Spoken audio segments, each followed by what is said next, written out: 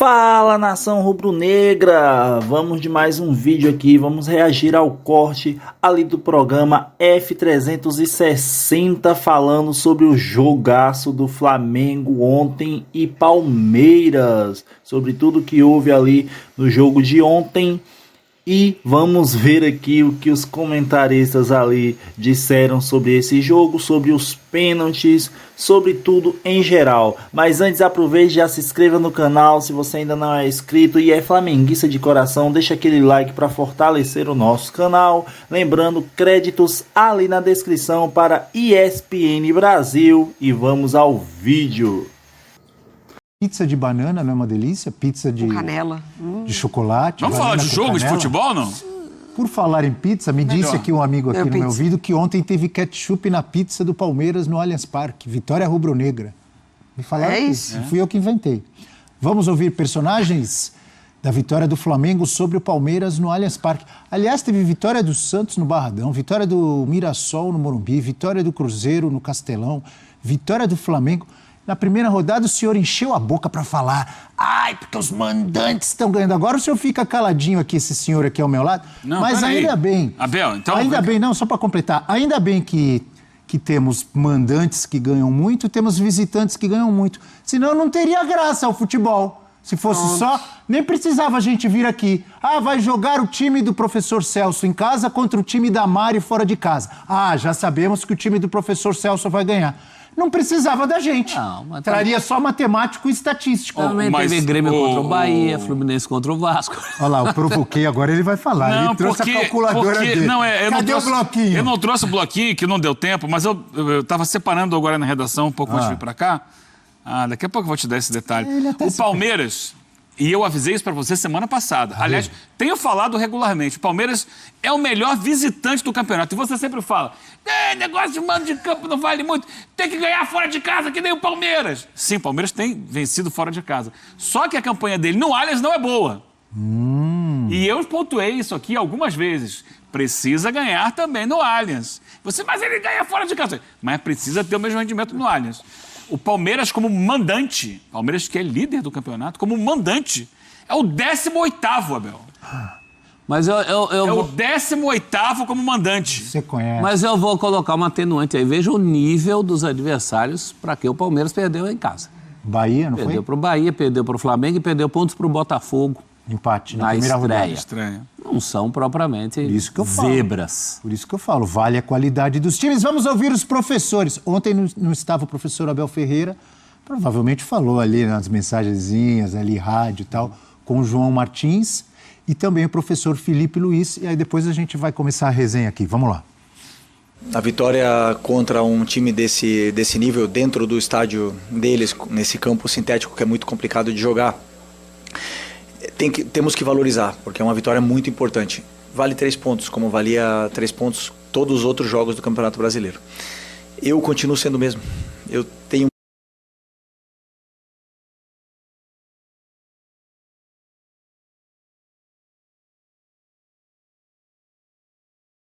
e tal, com o João Martins e também o professor Felipe Luiz. E aí depois a gente vai começar a resenha aqui. Vamos lá.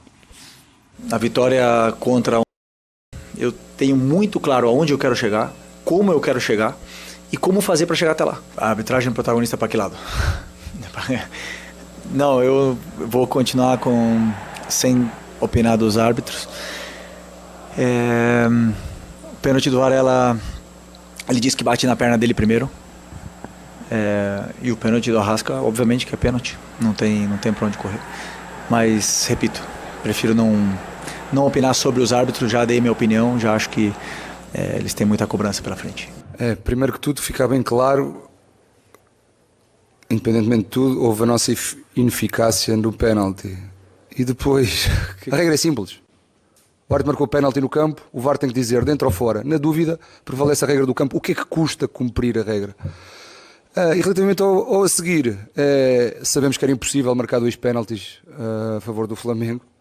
O pênalti claro do Alexandre, mas aí o Sr. Wagner não viu, sabíamos que ia não ver. Vamos ser sinceros, 2 pênaltis a favor do Flamengo em 45 minutos é impossível no Brasil, principalmente aqui há sempre a lei do jeito e do jeitinho brasileiro da compensação.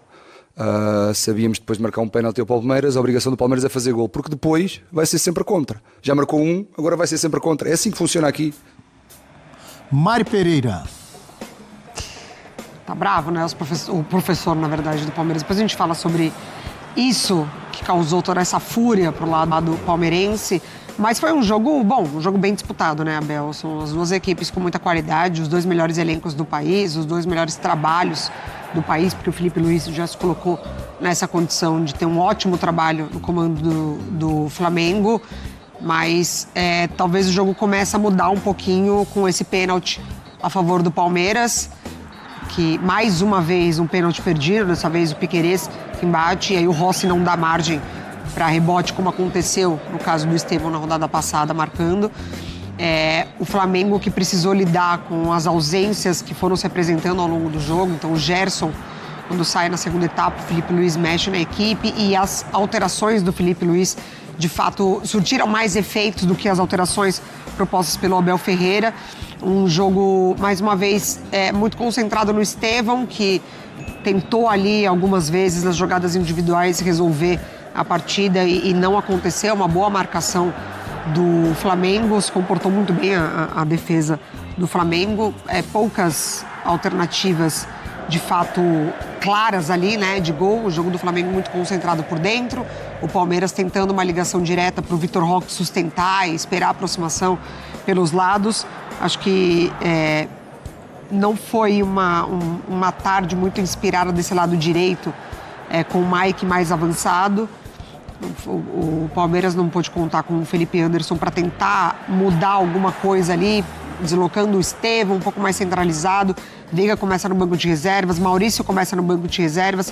O Abel tenta ali uma opção com o Facundo em um meio de campo formado pelo Evangelista. E aí depois acho que sobressaiu o que o Flamengo pôde apresentar na individualidade, também nas alterações do Felipe Luiz para o segundo tempo. Você citou o Maurício.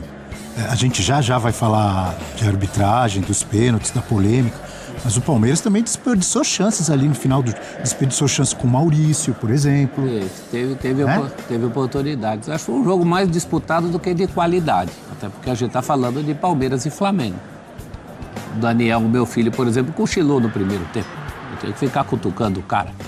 E olha que ele... Fosse jogo do Corinthians, ele não cochilava. Não, mas do Palmeiras ele se interessa muito também. Fica secando, né? Mas deixa ele dormir, prof. E eu acho que esse caso dos pênaltis, que a gente vai falar daqui a pouco, você viu como uma cortina de fumaça para a qualidade abaixo do que eu, pelo menos, esperava. O Eugênio nem esperava. O Eugênio falou que Palmeiras e Flamengo é sempre uma decepção.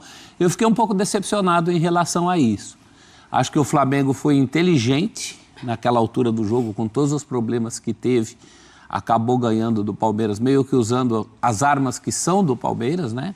Essa coisa da dependência do Estevão, acho que houve uma recaída. O Palmeiras, em algumas partidas anteriores, tinha apresentado alternativas a isso, que não conseguiu apresentar ontem.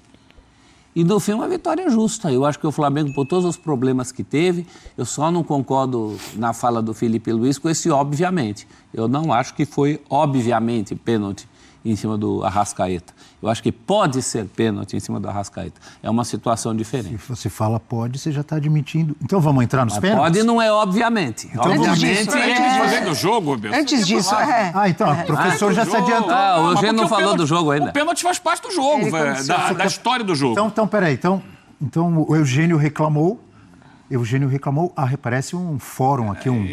A reclamação do Eugênio foi acatada. Questão de ordem. Questão de ordem. Vamos, o professor está ansioso para falar dos pênaltis. Eu estou. Você que está nos assistindo também está. Eu também estou. Mas o Eugênio falou, quero falar antes do jogo. Sua solicitação foi acatada pelo júri. Obrigado, não sei se eu falei errado, então vai lá. Primeiro, Abel, você quer botar fogo na história aqui. Calma. Não quero botar fogo nada. Não, Botafogo é outro. Vamos jogar ainda não jogou, Bota pulou essa Vou lembrar rodada. uma música que o professor vai saber me dizer, inclusive quem é o compositor, que ele gosta muito de música. Vivendo e aprendendo a jogar. Nem sempre ganhando, nem sempre perdendo mais. Mas quem gravou foi Elis Regina, maravilhosamente. Aprendendo a jogar. O Felipe Luiz é um técnico muito jovem, né? E ele tem sofrido muitas críticas recentemente. E ele veio ontem para um jogo aqui no Allianz contra o líder do campeonato, um time que vinha numa sequência muito boa, de grandes atuações, grandes resultados, e chegou com pinta de favorito. E aí ele aprendeu a jogar esse jogo. Nem sempre ganhando, nem sempre perdendo. Já te digo quem é o autor aqui. E ele conseguiu fazer um Flamengo no primeiro tempo, um Flamengo muito compacto, que ao invés de ser um time que normalmente é no Maracanã, agressivo, marcando alto, recuperando bola no campo de ataque, pressionando o adversário, ele entendeu que, opa, esse jogo aqui dá pra gente dar um passinho atrás, vamos bloquear bem a entrada da área e tirar... Ele usou a arma usada muito pelo Abel Ferreira, vou tentar travar o adversário. Sim, ele travou o Palmeiras. Boa. O Palmeiras que esteve mais presente no campo de ataque, da intermediária para dentro, os números mostram isso, e o jogo...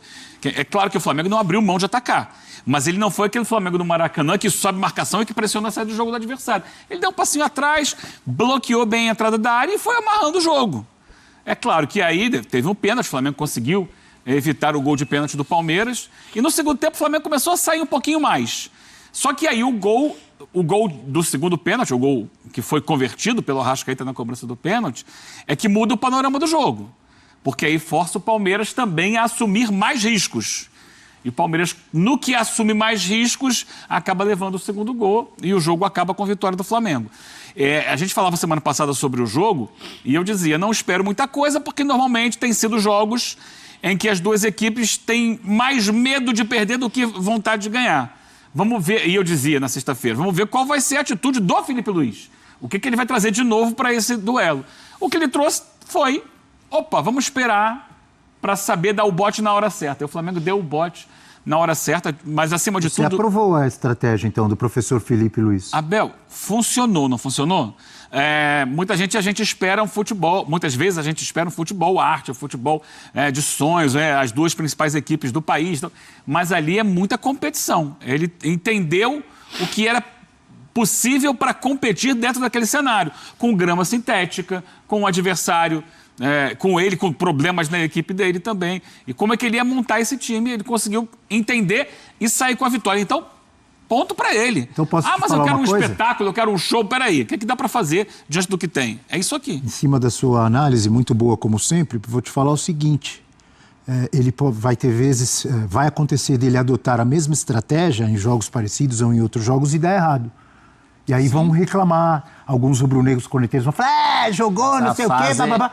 Como deu certo? Mas estão todos felizes, comemorando. Tá legal, hein? Ganhamos do Palmeiras, não é assim? Mas assim. a música diz o que eu falei aqui? Vivendo e aprendendo. Nem sempre ganhando, nem sempre perdendo. Mas ele volta no intervalo já com a mudança do Michael no lugar do Cebolinha, né? Que não estava bem também. E o Michael, ele dá um pouco mais dessa presença do que o Cebolinha deu ontem. Eu acho que o Palmeiras, sem o Richard Rios, ele perde muito, porque ele entra com o Martínez e o Lucas Evangelista por dentro, que não são jogadores com essa característica do Rios, que vai se apresentar mais, que vai encontrar um passe, que vai quebrar linhas, que tem um chute muito bom de fora da área.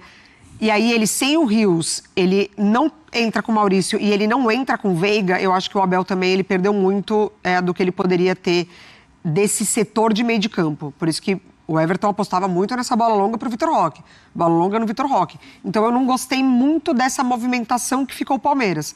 Com o Mike dobrando pela direita, por dentro o Martínez e o Evangelista, e aí o Piquerez, que ontem participou mais do jogo do que o lado direito, eu acho que ele poderia ter entrado ou com o Veiga ou com o Maurício, já que ele não tinha o Rios. Natural, né, do Palmeiras, né? O Giai fica como um terceiro zagueiro e o Piquerez vira o ala pela esquerda. Eu acho que funciona, mas faltou essa associação por dentro. Faltou. Sem Rios, sem Maurício. Mas eu acho que muito também pelo bloqueio Veiga, que o Flamengo propôs ali. O Flamengo não deu esse espaço.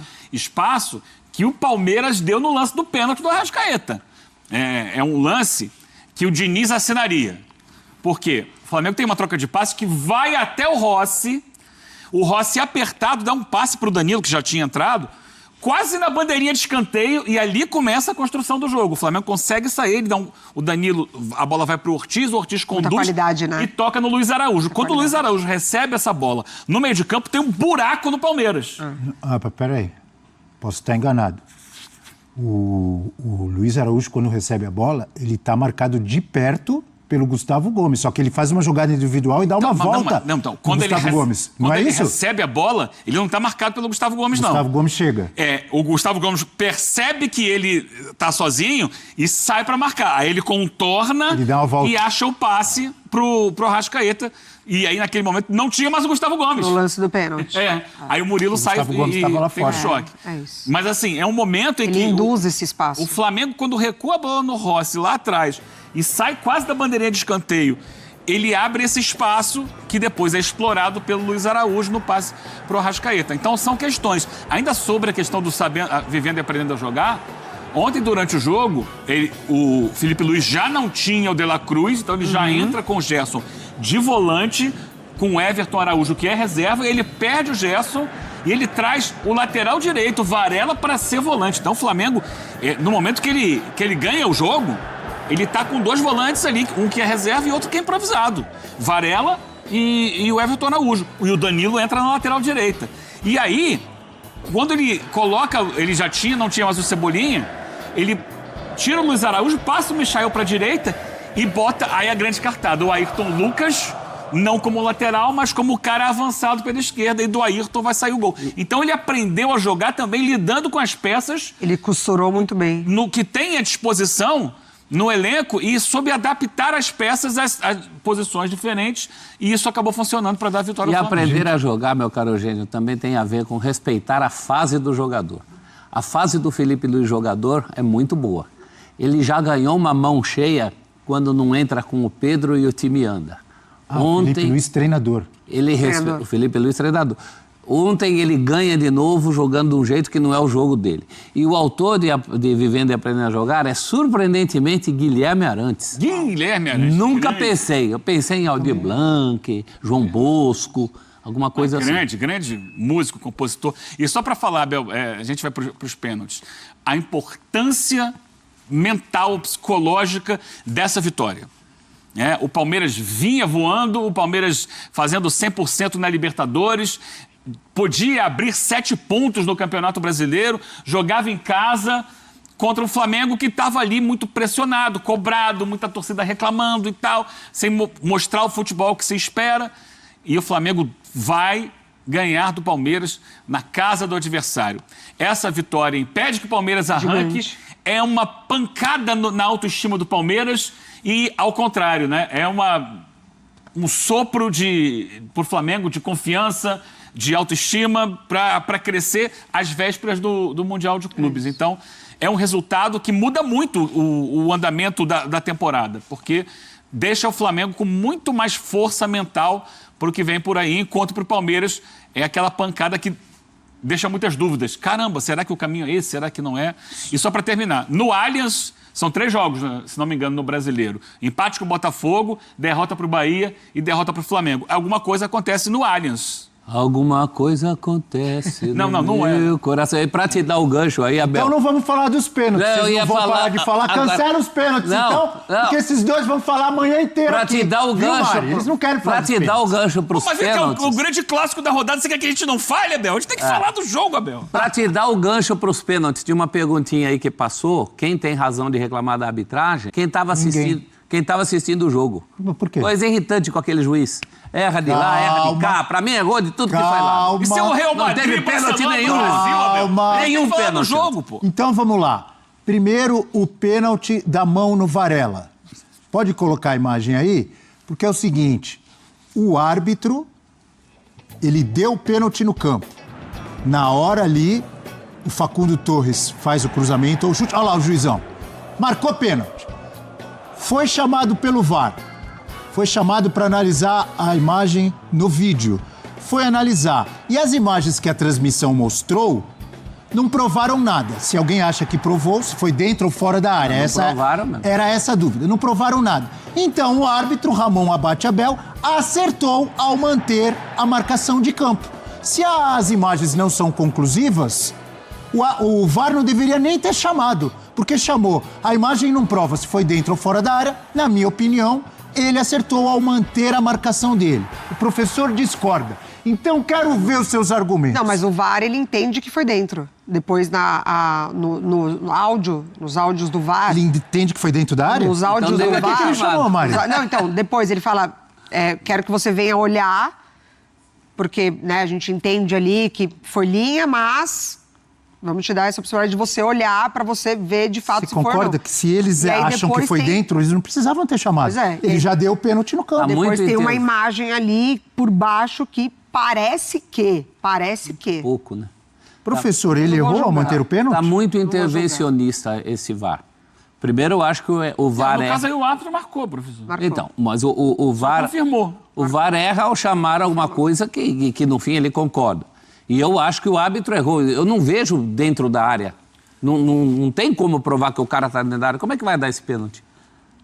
Ué, mas não tem como provar que foi fora. Ele, na hora, achou que foi dentro. Dentro ou fora, mas o pé tá fora, tá tudo fora. Não, aí. Não dá pra ter certeza. Não, ele estava dentro e ele aí não dá pra ter certeza que não dá pra ter certeza. Então, mas na hora o lance é muito rápido, ele achou que foi dentro. Mas por que ele achou que foi dentro? Não vou condenar. Porque o jogador estava dentro da área e ele pula e cai fora. Da área. Ele está saltando para fora da área. Peraí, você tem certeza que está fora? O braço, então, não tem como estar dentro. Você tem certeza que estava fora? E você tem certeza que está dentro? Mas o juiz, na hora, achou que foi dentro, por isso que ele deu pênalti. Ele errou? Eu não condeno o árbitro pela marcação, também assim não como eu acho que em nenhum condenaria pela não momento saía marcação. pênalti. Não é pênalti? Não foi mão? Não foi dentro. Mas como, você tem certeza? Não foi, você tem certeza que foi dentro? Então, mas o juiz na hora achou que foi dentro. Mas para dar você tem que estar... Se assistindo a replays com câmera lenta, com a imagem parada, não dá para ver se foi dentro ou fora, você quer condenar o árbitro que com o lance correndo em velocidade, ele achou que foi dentro? Você quer condenar? Para dar pênalti, é o contrário. Para dar pênalti, você tem que ter certeza que está dentro. Senão você não dá o pênalti. Mas na hora ele achou... O que vocês acharam aí desse jogão do Flamengo e Palmeiras? O que vocês acharam aí sobre a marcação dos pênaltis dos dois, do que marcou contra o Flamengo e também para o que foi a favor do Flamengo? O que vocês acharam aí, tem a dizer sobre esses pênaltis e sobre esse jogão aí do Flamengo? E agora lembrando que o próximo jogo do Flamengo é pela Libertadores na quarta-feira e esse jogo é muito importante. Então, e o Flamengo só tem hoje, segunda-feira e na terça-feira para treinar aí, né? Então, Flamengo tem que vencer esse jogo de quarta-feira para continuar ali, passar para as oitavas de final da Libertadores.